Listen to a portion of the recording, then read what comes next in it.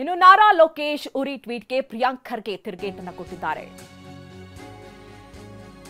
ಆಂಧ್ರದ ಆರ್ಥಿಕ ಸ್ಥಿತಿಯನ್ನು ನೆನಪಿಸಿ ಪ್ರಿಯಾಂಕ್ ಖರ್ಗೆ ಚಾಟಿ. ಆಂಧ್ರದ ಆರ್ಥಿಕ ಸ್ಥಿತಿ ನೆನಪಿಸಿ ಪ್ರಿಯಾಂಕ್ ಖರ್ಗೆ ಚಾಟಿ ಬೀಸಿದ್ದಾರೆ.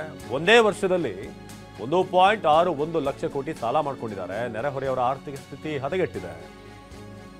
ಒಂದೇ ವರ್ಷದಲ್ಲಿ ಇಷ್ಟು ಸಾಲ ಮಾಡ್ಕೊಂಡಿದ್ದಾರೆ. ಹಾಗಾಗಿ ಏನೇನೋ ಹೇಳಿಕೆಗಳನ್ನು ಕೊಡ್ತಿದ್ದಾರೆ ಅಂತ ನಾರಾ ಲೋಕೇಶ್ಗೆ ಸಚಿವ ಪ್ರಿಯಾಂಕ್ ಖರ್ಗೆ ಪಂಚ್ ಟ್ವಿಟರ್ನಲ್ಲಿ ತಿರುಗೇಟು ಕೊಟ್ಟಿದ್ದಾರೆ. ಐಟಿ-ಬಿಟಿ ಸಚಿವ ನಿನ್ನೆ ನಾರಾ ಲೋಕೇಶ್ ಒಂದು ಟ್ವೀಟ್ ಮಾಡಿದ್ರು.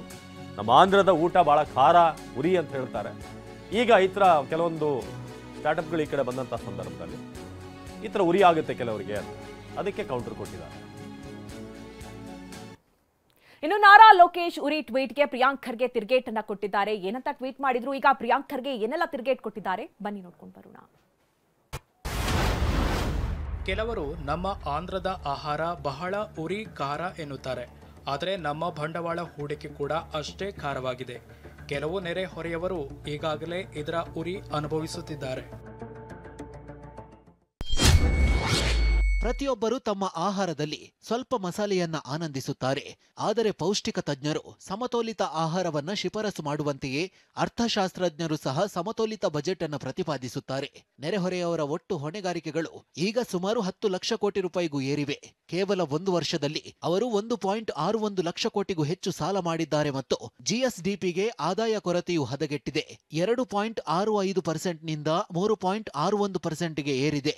ಏನೇ ಹೇಳಿದರೂ ಮಾಡಿದರೂ ನಾವು ಯಾವಾಗಲೂ ನೆರೆಹೊರೆಯವರ ಅಸೂಯೆ ಮತ್ತು ಮಾಲೀಕರ ಹೆಮ್ಮೆ.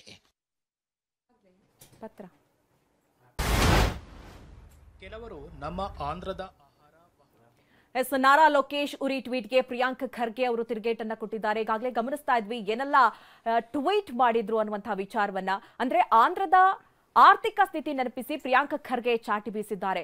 ನೆರೆಹೊರೆಯವರ ಆರ್ಥಿಕ ಸ್ಥಿತಿ ಹದಗೆಟ್ಟಿದೆ. ಒಂದೇ ವರ್ಷದಲ್ಲಿ 1.61 ಲಕ್ಷ ಕೋಟಿ ಸಾಲ ಮಾಡಿದ್ದಾರೆ.